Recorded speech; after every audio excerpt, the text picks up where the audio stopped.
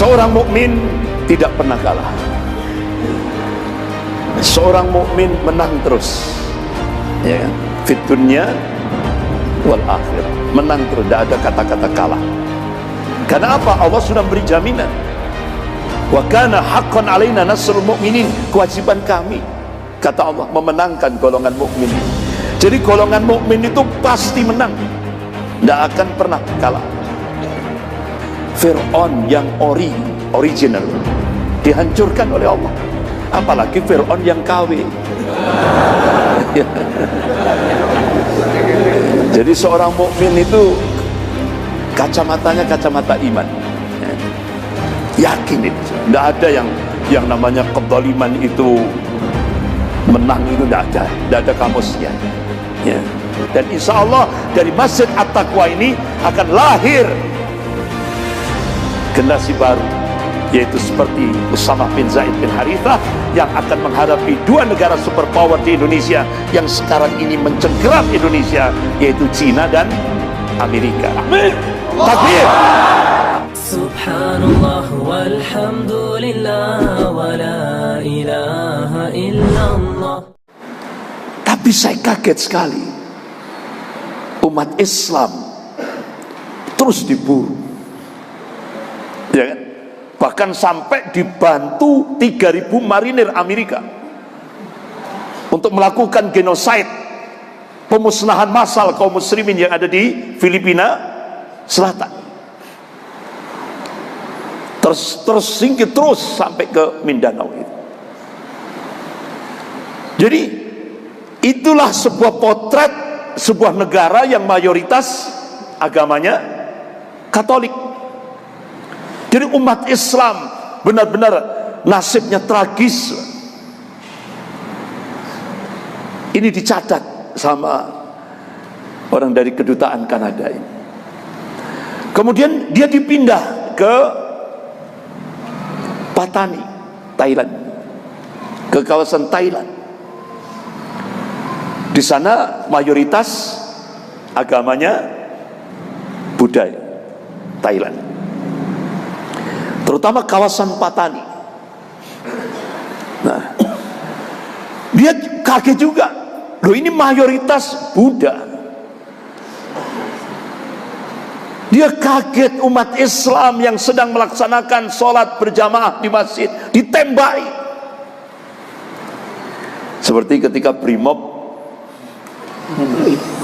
nembaki masjid di mana? Tamburan, di Tanah Abang, 3 masjid.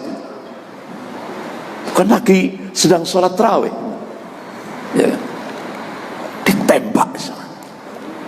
Ya. Jadi ditembak itu di kawasan Patani. Dan itu jadi catatan di kedutaan Kanada. Orang dari kedutaan Kanada dicatat, ini mayoritas Buddha. Umat Islam minoritas Muslim, tragis nasibnya, diburu, dibunuh, dibantai. Akhirnya dia dipindah ke Myanmar, ya. Myanmar itu sekarang apa namanya? Oh, dulu bukan Myanmar, namanya Burma. Nah sekarang Myanmar. Nah itu mayoritas Buddha, ya, mayoritas Buddha. Ya Allah, dia melihat sendiri dengan mata kepala sendiri, anak-anak Muslim itu istilah diparang seperti motongi kambing, Pak, di jalan-jalan. Bahkan dia dilempar ke bara api. Ini oleh biksu-biksu Buddha. Bahkan umat Islam yang sedang sholat berjamaah di masjid itu dikunci dari luar, kemudian dibakar masjid itu. Ini yang dialami oleh kaum muslimin Rohingya. Banyak muslimah Rohingya diperkosa dengan cara-cara yang biadab. Ini dia kerja. Begitu begitu dia dipindah ke Indonesia, dia kaget.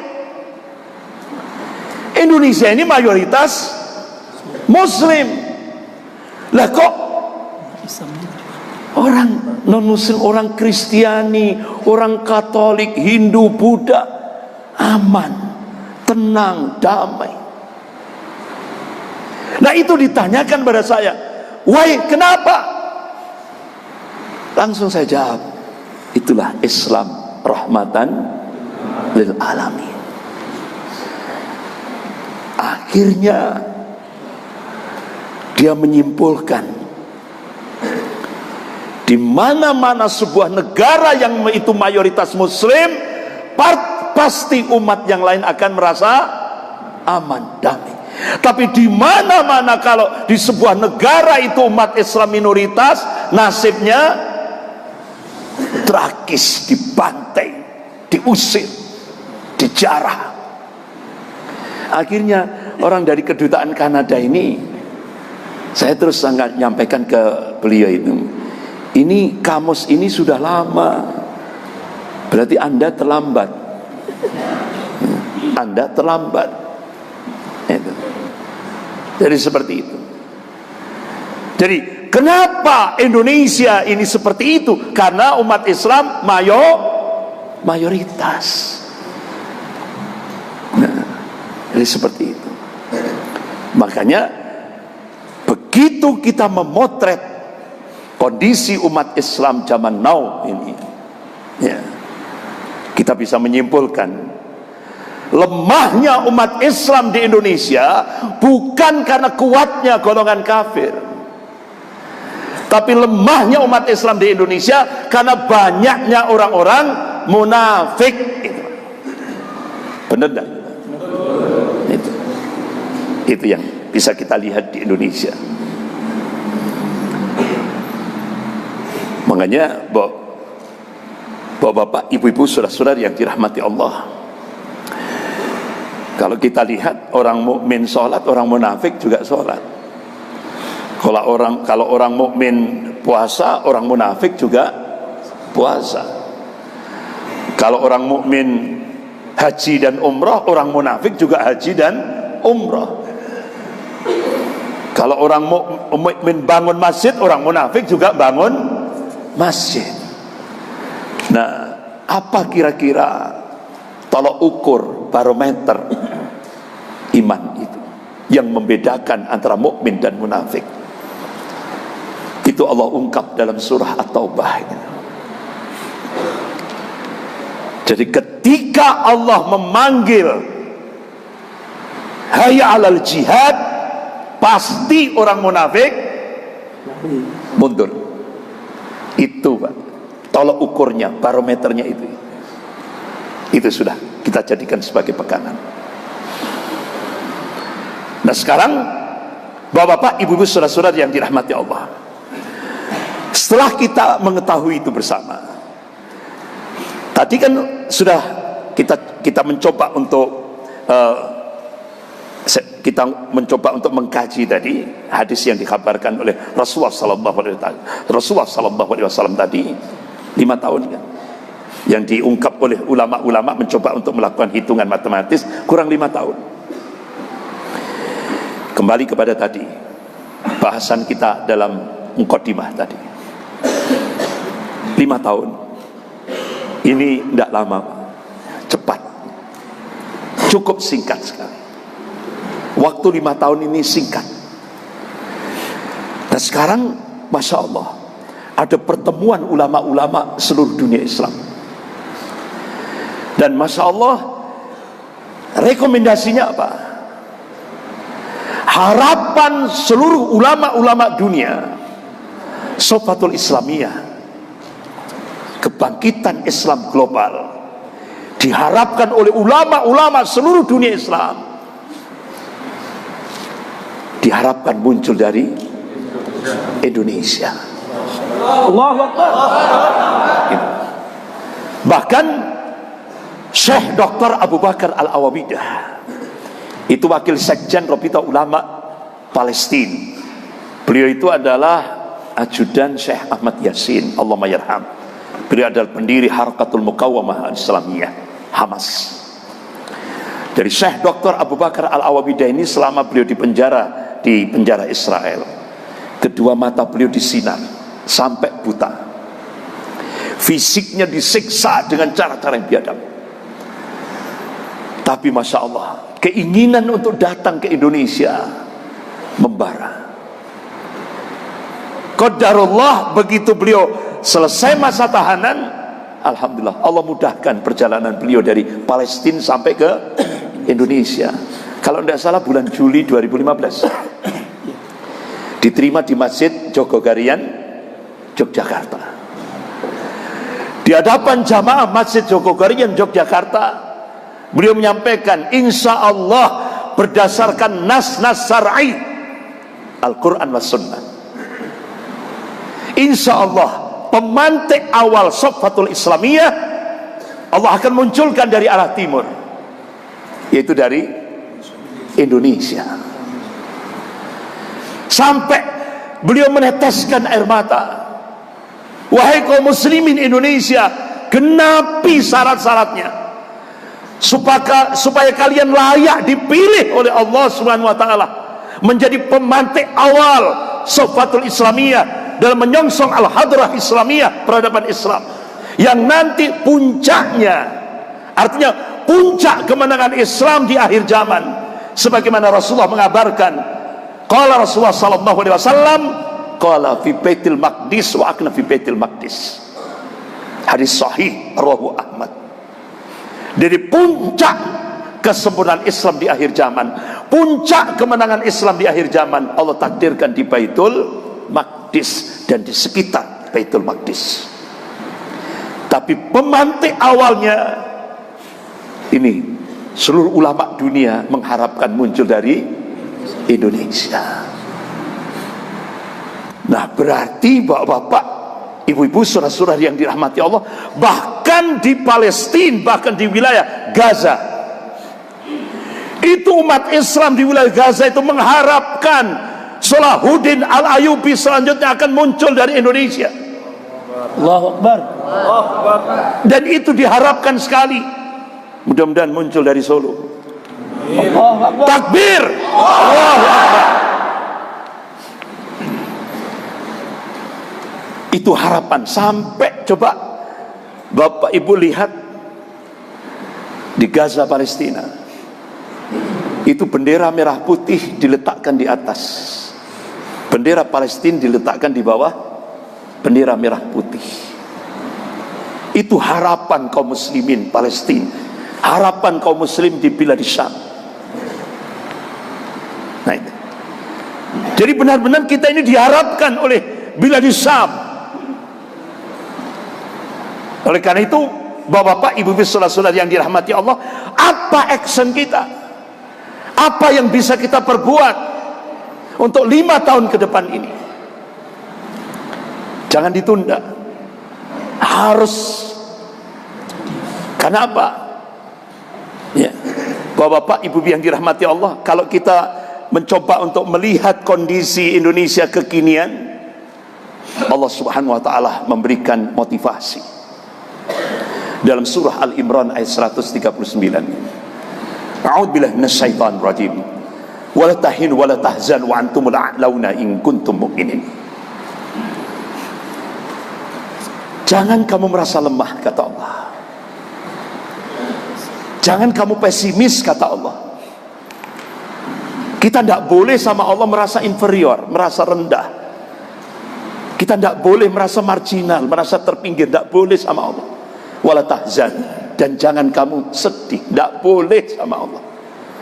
Wa antumul a'launa, sesungguhnya kamu itu tinggi, kata Allah. Coba, kata a'la itu kan isim tafdil, artinya yang disifati oleh ayat itu bisa tinggi, bisa unggul. Pertanyaannya, kapan kita bisa tinggi? Kapan kita bisa unggul? Kapan kita bisa punya al-izzah? Allah berikan kuncinya, in kuntum mu'minin, jika kalian beriman kepada Allah. Jadi kalau kita menjadi hamba Allah yang muwahhid, yang mentauhidkan Allah dalam segala aspek kehidupan ini, Allah berikan jaminan al-falah, kemenangan fit dunya wal akhirah, dunia dan akhirat. Allah berikan jaminan kemenangan, Allah bantu. Makanya 5 pilar yang harus kita bangun 5 tahun ke depan ini. Pilar yang pertama itu tadi, akidah tauhid. Ini yang harus kita gerakkan. Jadi dakwah tauhid harus terus kita gerakkan. Dari masjid-masjid, majelis taklim, semuanya terus kita gerakkan. Ya. Jangan berhenti. Sampai ke pelosok-pelosok desa, sampai lereng-lereng gunung. Ya. Bahkan kalau di kota, instansi-instansi semuanya, ayo terus dakwah tauhid terus kita gerakkan. Kenapa? Ketika kita melakukan muhasabah, introspeksi, kita mentauhidkan Allah dalam aspek akidah, ibadah. Begitu masuk wilayah siasah, begitu masuk wilayah iktisadiyah, ekonomi, kita bukan muwahhid tapi ittiba'ul kuffar, ngikuti orang kafir. Begitu masuk wilayah budaya, fikrah, pemikiran, dan sebagainya, realitasnya tasabbuh bil kuffar, niru-niru orang kafir. Nah, padahal kita diperintah oleh Allah Subhanahu wa taala dalam surah Al-Baqarah ayat berapa? 208 ya. A'udzubillahi minasyaitonir rajim. Ya ayyuhalladzina amanu dkhulu fis silmi kafah wa la tattabi'u khutuwatis syaitan innahu lakum aduwwum mubin. Kita disuruh masuk dalam Islam ini secara totalitas, kafah. Makanya bapak-bapak, ibu-ibu, saudara-saudara yang dirahmati Allah, ayo dakwah tauhid ini harus terus kita gencarkan. Kenapa? Fadilahnya luar biasa. Dalam lingkup kecil, seorang pribadi muslim yang muwahhid, pribadi mukmin yang muwahhid, yang mentauhidkan Allah, dalam satu hadis qudsi, ya bena Adam, hai anak Adam, hai manusia, lau ataitani biqarabil adkhataya, kalau kamu datang kepada Allah dengan membawa dosa seluas bumi sekalipun, thumma laqitani la tusyrik bi syai'a, pada saat akhir kehidupan kamu tetap istiqamah mentauhidkan Allah, tidak berbuat syirik, terlebih dalam beribadah kepada Allah, ataituka biqarabiha maghfiratan, Allah turunkan ampunan seluas bumi pula. Masya Allah, zero, kosong, berarti dia bersih menghadap Allah. Bahkan kalau dia tetap konsisten mentauhidkan Allah dalam segala aspek kehidupan, dia ittiba kepada Rasulullah SAW, ya kan? Dia tegakkan amar ma'ruf nahi mungkar, dia tawakal ala Allah, ya kan? Insya Allah Allah masukkan ke dalam surganya Allah tanpa hisab dan tanpa adab. Masya Allah, luar biasa. Bahkan dalam kehidupan berbangsa dan bernegara, kalau muwahhid tauhid ini benar-benar kita bawa dalam lingkup berbangsa dan bernegara, Allah kabarkan dalam surah Al-A'raf ayat 96 ini, a'udzubillahi minasyaitonir rajim, walau anna ahlal qura aman wattaqwa la fatahna 'alaihim barakatim minas sama'i wal ardh. Sekiranya penduduk negeri ini beriman kepada Allah, mentauhidkan Allah dalam segala aspek kehidupan, dan bertakwa kepada Allah Subhanahu wa taala, Allah bukakan barokah itu dari langit dan bumi. Luar biasa. Itu fadilah ketika kita mentauhidkan Allah dalam segala aspek kehidupan. Bapak-bapak, ibu-ibu, saudara-saudara yang dirahmati Allah. Jadi sekali lagi, dakwah tauhid ini harus kita gerakkan, ya kan? Baik itu yang sering kali kita sampaikan di tengah-tengah umat, ada tauhid rububiyah, uluhiyah, asma wa sifat, ya. Bahkan konsekuensinya an-nafi wal itsbat, an-nafyan wal itsbatan. Bahkan kita yang puncaknya yaitu al-wala wal bara. Itu harus kita terus kita gencarkan. Kemudian yang kedua, pilar yang kedua yang harus kita bangun yaitu tarbiyatul islamiyah. 5 tahun ke depan ini sudah action, Pak, sudah tidak teori lagi, Bapak, Ibu, saudara-saudara yang dirahmati Allah. Tarbiyatul islamiyah, pendidikan Islam. Kenapa? Kita semua tahu pendidikan di Indonesia outputnya, terutama pendidikan umum ya, outputnya kita lihat melahirkan generasi tawuran, generasi free sex, generasi generasi hedonis, masa bodoh terhadap aturan-aturan syariat, ya, generasi narkoba dan sebagainya dan sebagainya. Itulah yang kita saksikan. Makanya apa yang ada di Indonesia ini persis seperti yang dianalisis oleh Ibnu Khaldun rahimahullah dalam kitabnya Al-Muqaddimah. Makanya Ibnu Khaldun terkenalnya itu justru kitab Muqaddimahnya, kata pengantarnya yang melambungkan beliau. Jadi dikenal di seluruh dunia Islam. Itu. Jadi kata Ibnu Khaldun, analisis beliau, disintegrasi ilmu itu adalah implikasi daripada sistem pendidikan sekuler dan liberal. Itu, Pak. Makanya tadi Ustadz Tengku Azhar, ya, ini yang mau digalakkan sekarang ini, yaitu sistem pendidikan sekuler dan liberal. Ini yang mau digalakkan untuk menghancurkan Islam di Indonesia ini. Jadi seperti itu, dahsyat, Pak. Makanya itu yang sering dikenal di kalangan terutama kalangan aktivis itu, yaitu ghazul fikri, invasi pemikiran. Ini 1000 kali lebih berbahaya dari perang fisik. 1000 kali lebih berbahaya dari perang fisik. Apalagi sekarang kalangan komunis di Indonesia itu sekarang memasukkan kader-kadernya di kampus-kampus IAIN. Jadi ini ada apa gerangan? Contoh di IAIN Sunan Gunung Jati, Bandung, itu kader-kader komunis dimasukkan di IAIN Sunan Gunung Jati, Bandung. Bahkan ada juga di IAIN Sunan Ampel, Surabaya. Bahkan mungkin juga di mana, Semarang itu, Kalijogo, Wali Songo, ya kan? Bahkan kader-kader komunis itu sudah sampai menguasai BEM, Badan Eksekutif Mahasiswa. Sampai akhirnya pada saat ospek,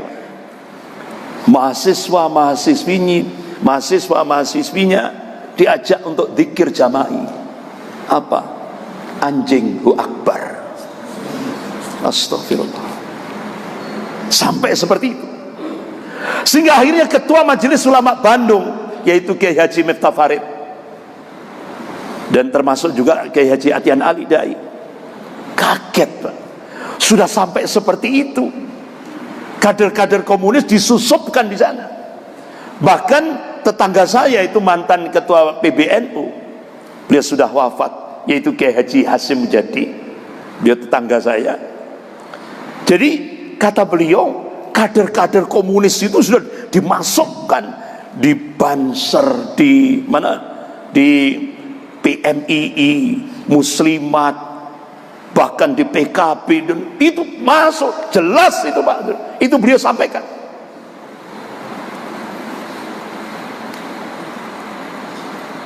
Luar biasa.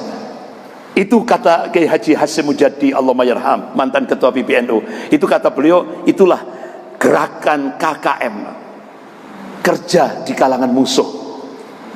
Kerja di kalangan musuh. Jadi kader-kader komunis dimasukkan di Banser, di Ansor, di Muslimat, di NU, kemudian ada lagi di PKB. Luar biasa. Dahsyat. Itu beliau menyampaikan seperti itu. Sehingga akhirnya coba kalau kita lihat, kalau mereka lulus dari IAIN, kampus IAIN, otomatis kan dia akan jadi dosen agama, jadi guru agama, bahkan masuk ke Kementerian Agama. Otomatis Pak, minim jadi KUA, iya kan? Nah itu. Jadi mereka akan menghancurkan Islam dari dalam. Sampai seperti itu Pak, kader-kader komunis. Bahkan di IAIN Sunan Ampel Surabaya, Bapak Ibu lihat itu mahasiswa-mahasiswi baru disuruh bentangkan spanduk Tuhan membusuk. Coba, ini kan jargon ateis. Nah, model-model seperti ini sekarang ini justru di apa Pak? Justru di apa kan ini? Ya justru disosialisasikan terus. Ya kan?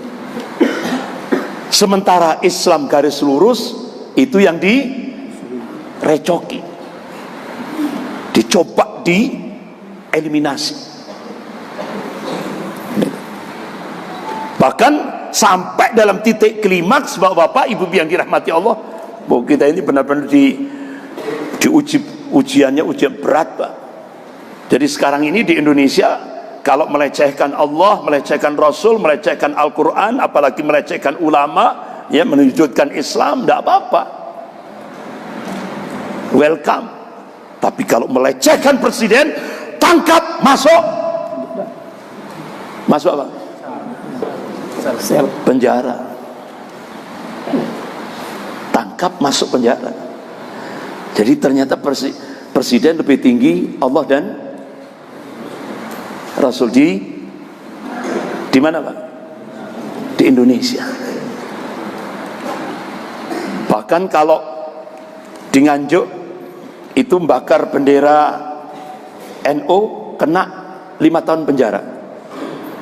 Kalau di Garut bakar bendera Rasulullah cuma 10 hari, dendanya Rp2.000. Allahu Akbar. Berarti bendera NU lebih tinggi daripada bendera Rasulullah. Astaghfirullah. Ini fakta. Nah, oleh karena itu Bapak-bapak, Ibu yang dirahmati Allah, karena waktunya 15 menit lagi, saya percepat. Jadi 5 tahun ke depan ini, Bapak-bapak, Ibu yang dirahmati Allah, ayo jadikan pesantren-pesantren kita, madrasah-madrasah diniyah kita, lembaga-lembaga pendidikan Islam kita, jadikan sebagai sarana strategis untuk membangkitkan kembali Sofatul Islamiyah, kebangkitan Islam, dalam rangka menyongsong Al-Hadrah Islamiyah, peradaban Islam. Itu. Ayo kita bangkitkan kembali. Kemudian pilar yang ketiga, as-siyasah as-syar'iyyah. As-siyasah as-syar'iyyah, politik Islam. Bapak-bapak, Ibu-ibu yang dirahmati Allah, ulama-ulama kita, ulama-ulama Ahlus Sunnah, Masya Allah, memberikan skala prioritas. Kenapa? Karena melihat Muhammad tidak hanya sebagai Nabi dan Rasul, tapi Rasulullah SAW juga sebagai kepala negara. Ya kan? Pemimpin politik. Dan Rasulullah juga jadi panglima perang. Masya Allah. Ketika beliau di Madinah, hajinya sekali beliau, umrohnya kurang dari beberapa riwayat hadis 4 kali, tapi jihadnya 73 kali lebih. 73 kali, berarti kalau dengan umur beliau berarti per tahun Rasulullah jadi komandan perang. Tiap tahun sebagai panglima perang. Nah sementara di Indonesia hajinya berkali-kali, umrohnya berkali-kali, jihadnya minus. Ini. Ya. Jadi itu. Makanya bapak-bapak, ibu yang dirahmati Allah, umat Islam, coba ulama-ulama dulu sampai Syekhul Islam Ibnu Taimiyah rahimahullah, beliau tulis kitab As-Siyasah As-Syar'iyyah. Bahkan kitab beliau ini, kitab Syekhul Islam Ibnu Taimiyah rahimahullah, disyarah oleh Syekh Muhammad Al-Utsaimin rahimahullah. Bahkan alhamdulillah sudah diterjemahkan dalam bahasa Indonesia. Syekh Muhammad Al-Utsaimin itu Imam Masjidil Haram, kibarul ulama Saudiyah. Jadi sudah alhamdulillah sudah diterjemahkan dalam bahasa Indonesia. Judulnya Politik Islam. Bahkan Al-Imam Mawardi rahimahullah, beliau tulis kitab Al-Ahkamus Sultaniyah, bagaimana aturan-aturan syariat dalam menyelenggarakan sebuah negara.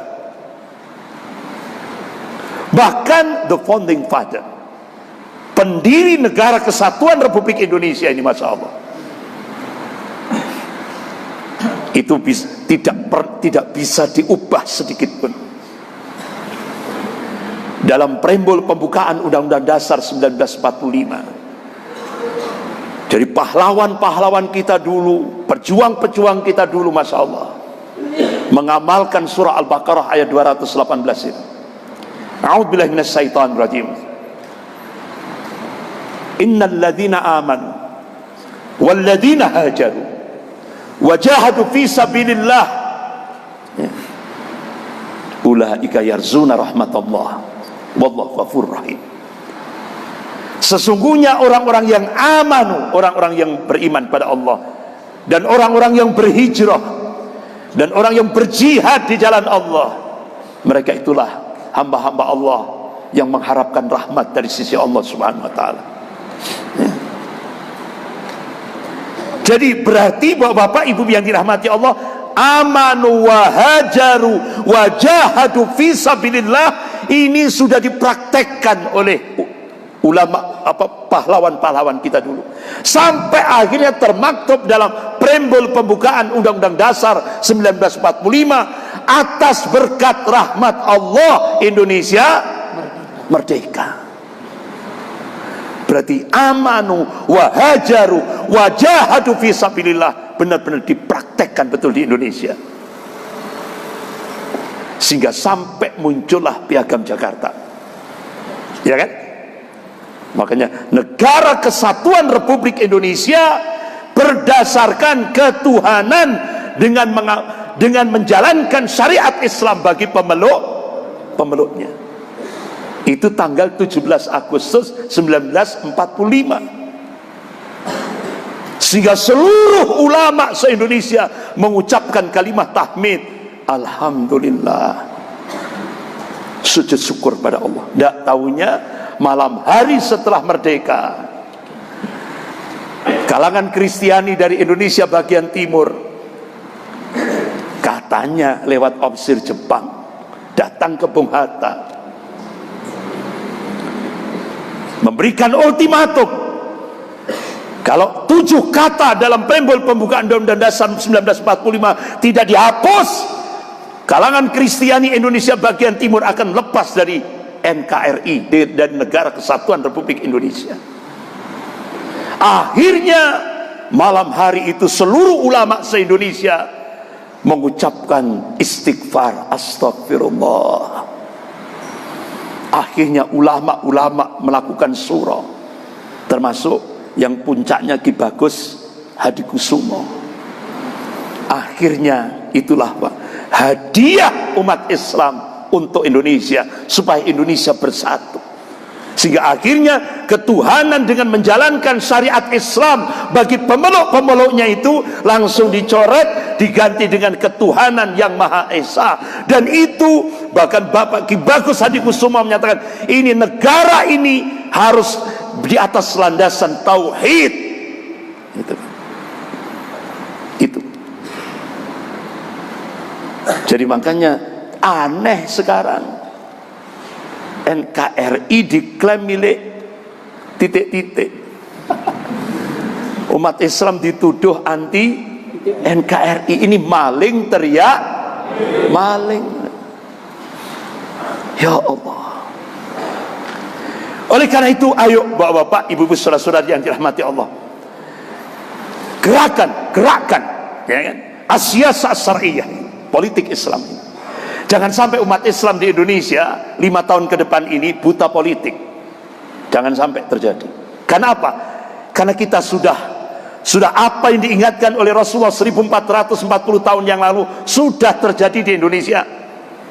Makanya jangan sampai kita masuk lubang untuk kedua kalinya. 5 tahun ke depan jangan sampai terjadi lagi. Kenapa? Rasulullah sudah mengingatkan. Qala Rasulullah sallallahu alaihi wasallam, yusiku an tada'alaikumul ummama min kulli ufukin. Hampir-hampir umat-umat kafir itu saling menyuruh, saling mengajak-ngajak untuk menyerang kalian min kulli ufukin, dari segenap arah, dari segenap penjuru. Kama tada'a al-akalatu ala qas'atiha. Kalian, kata Rasulullah, seperti apa? Makanan qas'atiha itu mangkok kecil. Makanan di atas mangkok kecil yang jadi rebutan orang-orang yang lapar. Ini bahasa kinayah, bahasa kiasan ya. Jadi kalian seperti makanan di atas mangkok kecil yang jadi rebutan orang-orang yang lapar. Sahabat bertanya, qulna ya Rasulullah amin qillatin bina nahnu yauma idzin. Wahai Rasulullah, apakah posisi kami pada saat itu minoritas, jumlah kami sedikit? La, tidak. Bal antum yauma idzin katsir. Kalian mayoritas, jumlahmu banyak. Walakinnakum kutsa'un ka kutsa'il, tapi kualitasmu seperti buih untuk. Itu gambaran tidak punya prinsip, tidak punya jati diri, mudah diombang-ambingkan oleh musuh-musuhnya. Nah, hadis ini bukan justifikasi. Hadis ini warning, peringatan dari Rasulullah. Jangan sampai umat Islam seperti kualitasnya seperti buih, seperti untuk. Kalau umat Islam kualitasnya seperti buih, Rasulullah mengingatkan, memberikan peringatan yang cukup keras. Wala yantazi'anna Allah min suduri aduwakum al-mahabbata minkum. Sungguh Allah akan mencabut rasa takut dari hati orang-orang kafir itu. Walaktifanna Allah fi qulubikumul wahan. Dan Allah akan campakkan al-wahan itu di dalam hati-hati kalian. Ya Rasulullah, wa mal wahan? Apa yang dimaksud al-wahan? Qala hubbud dunya wa karahiyatul maut. Cinta dunia dan takut mati.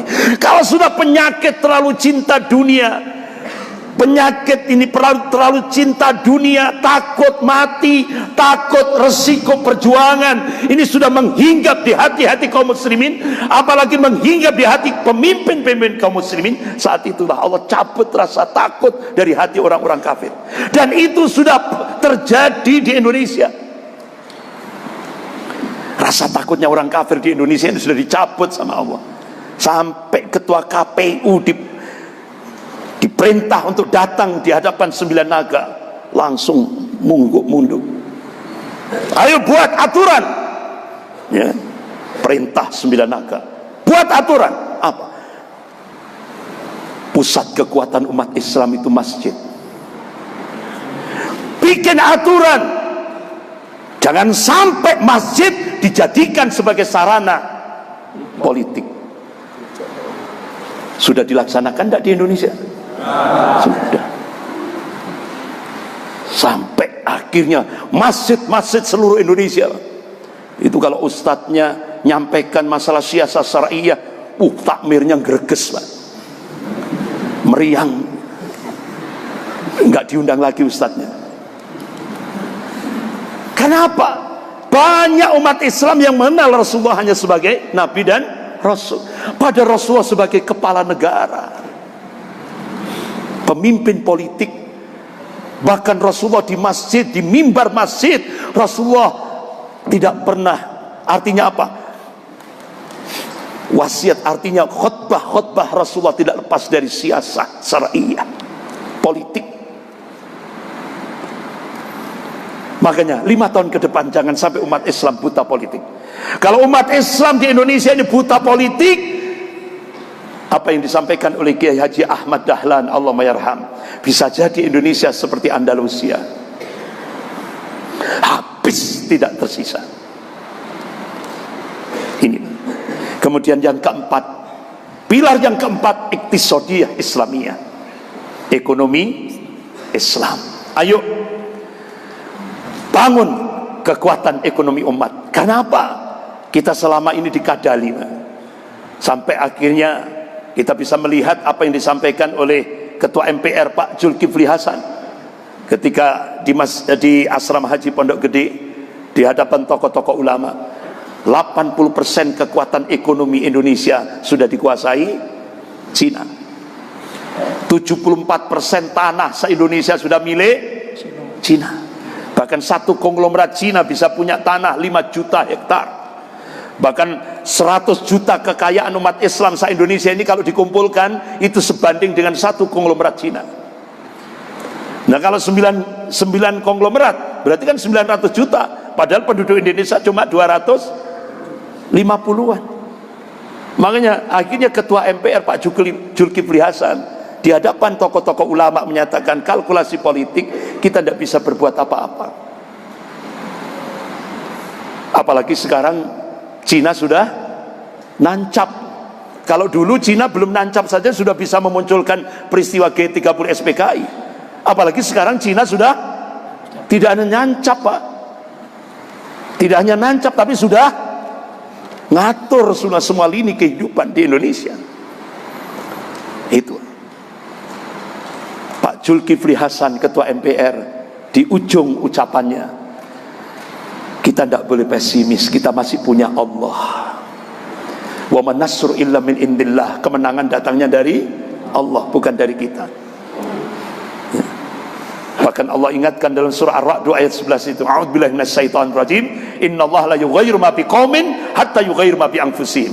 Sesungguhnya Allah tidak akan merubah kondisi satu kaum hingga kaum itu merubah apa yang ada pada dirinya sendiri. Ini quantum change, kuantum perubahan yang diberikan oleh Allah. Allah tidak akan merubah nasib umat Islam Indonesia kalau umat Islam tidak mau berubah. Siap berubah? Takbir. Yang makanya bapak-bapak ibu yang dirahmati Allah, alhamdulillah pasca 212, masya Allah, di seluruh Indonesia sudah sebangkit untuk membangun ekonomi umat. Ada gerakan dari muslim untuk muslim, masya Allah. Kita lihat ada 212 Maret, koperasi 21, koperasi syariah, dan bahkan sekarang banyak komunitas-komunitas anti riba, ya kan, masya Allah, luar biasa. Jadi kita mencoba untuk menyedot haud dan kuah dari sisi Allah Subhanahu wa taala supaya kita dapat barokah. Benar-benar ekonomi syariah ini terus kita gerakkan. Jangan sampai kita kalah dengan Inggris, Pak. Di Inggris itu perbankan syariah didukung oleh gereja. Inggris itu kardinal dukung perbankan syariah. Sementara di Indonesia, ya Allah, kita masih seok-seok. Makanya ayo ekonomi umat, bangun ekonomi umat. Sampai di kampung-kampung ada gerakan beli ke warung tetangga. Nah ini benar-benar ayo kita anukan. Bahkan sekarang di masjid-masjid di tempat kami di Malang Raya itu masya Allah. Jadi ada apa? Muslim Mart, Happy Mart, 212 Maret, alhamdulillah itu. Jadi terus bahkan ya Ustaz Tengku yang di Kalimantan ya, di Balikpapan, Banjarmasin, masya Allah itu sudah. Jadi masjid benar-benar menservis jamaah itu sampai dalam semua kebutuhan hidupnya dari masjid, semua dibangun. Politiknya dari masjid, ekonomi dari masjid, semua dibangun dari masjid. Jadi benar-benar masjid itu dijadikan sebagai pusat sentral untuk membangun kuatul ummah, kekuatan umat. Yang terakhir, bapak-bapak, ibu-ibu saudara-saudara yang dirahmati Allah, askar Islamiyah, militer Islam. Nah ini ustadz-ustadz yang punya akses untuk mendakwahkan Islam ke kalangan militer ini harus terus, ya kan? Alhamdulillah kami di Malang itu sejak tahun 93 kita mencoba bukanya itu langsung dari Kodam. Dari Kodam kita buka, alhamdulillah kita diberikan akses sampai ke Kostrad, sampai ke Marinir, ke Arhanud, gitu ya, sampai kan, masya Allah, bapak-bapak, ibu yang dirahmati Allah, itu masya Allah fadilah ini manfaatnya itu masalahnya besar sekali. Jadi pernah itu kita diminta oleh Panglima Divisi Kostrad Mayor Jenderal Ridwan itu lewat ajudannya Pak Letkol Adam, saat ini diminta, itu kan prajuritnya hampir 13.000 prajurit Kostrad gitu, dan siap di daerah perbatasan. Nah itu saya diminta waktu itu untuk mengisi materi tauhid waribatu fisabilillah. Jadi waktu itu kaget, saya telepon lagi ajudannya, ini materi berat itu, ya, itu kan jihad, ya kan. Jadi tauhid waribatul fisabilillah. Jadi saya sampai tanya lagi, ini benar apa enggak gitu. Akhirnya ajudannya Pak Letkol Adam, saat ini Panglima ini Islamnya sudah militan itu. Bahkan sampai tiap harinya itu Panglima itu sebelum adzan sudah di depan mimbar. Ya otomatis Pak para juridnya memakmurkan masjid. Jadi masya Allah. Akhirnya ternyata benar. Akhirnya saya dikasih waktu 1 jam. Saya akan sampaikan tauhid rububiyah, uluhiyah, asma wa sifat, konsekuensinya an-nafi' wal itsbat, kemudian sampai nanti puncaknya al-wala wal bara, tapi bahasanya saya mudahkan, kan enggak ngerti para jurid itu, Pak. Rububiyah iku apa? Ya kan, tapi bahasanya benar-benar bahasa saya mudahkan, mudah-mudahan bisa dicerna. Masya Allah, alhamdulillah. Saya ditelepon oleh ajudan Panglima. Alhamdulillah Ustaz, ini prajurit siap, semangat untuk ditempatkan di medan-medan ribat. Jadi kan saya sampaikan hadis-hadis sahih tentang fadilah ribatul lail gitu. Itu senangnya bukan main itu kan, fadilahnya kan luar biasa. Akhirnya bulan Ramadan Panglima minta lewat ajudannya, saya diminta ayo kita diajak, akhirnya kita diajak untuk safari di batalion-batalion di bawah Kostrad. Alhamdulillah. Bahkan pernah ada satu batalion Yon Armet itu pernah dia minta, Ustaz, yang materi yang di Kostrad itu disampaikan di sini gitu. Akhirnya ya podo ayo Ustaz, dipodokno ojo sampai dikurangi itu loh ya. Sudah saya sampaikan. Ya Allah, selesai 1 jam saya sampaikan, ini komandan batalion langsung naik mimbar. Sejak malam ini katanya, bismillah, kita niat jihad fisabilillah. Kita niatkan jihad fisabilillah. Takbir begitu sampai semuanya prajuritnya takbir semua. Berarti kan alhamdulillah, kalau dulu demi apa, sekarang demi Allah. Alhamdulillah Allah berikan hidayah. Jadi benar-benar bermakna. Makanya bapak-bapak ibu yang dirahmati Allah, kalau kita punya akses untuk mendakwahkan Islam di kalangan TNI, kan apa? Pilar Indonesianya 2, TNI dan umat Islam. Dan yang paling benci terhadap TNI dan umat Islam itu komunis, PKI. Makanya sekarang, ya kan, kenapa sasaran tembaknya Kopassus dan umat Islam? Kita harus ingat sejarah itu. Makanya Pak Mayor Jenderal Purnawen Sunarko itu kan mantan Danjen Kopassus, itu dijadikan sasaran tembak, termasuk Pak Maijen Kiflanzen. Kenapa? Karena dulu yang menghabisi komunis itu RPKAD dan umat Islam. Nah sekarang RPKAD jadi Kopassus, makanya jangan kaget, ya kan? Saya kira titik-titiknya sudah jelas kan, ya kan? Sejarah berulang. Itu kita harus cerdas seperti itu. Bapak-bapak ibu yang dirahmati Allah, insya Allah. Makanya ke depan kan Allah mengabarkan sejarah itu berulang, yang membedakan warna dan kualitasnya. Insya Allah Indonesia ke depan, TNI dan umat Islam harus bersatu untuk menyelamatkan NKRI ini, TNI dan umat Islam. Bahkan alhamdulillah bapak-bapak ibu yang dirahmati Allah, kita lihat sekarang ini, ya, saya lihat dalam skup kecil saja di Malang saja, insya Allah TNI dan umat Islam bersatu. Ini di Malang Raya saja sudah, alhamdulillah. Jadi kenapa?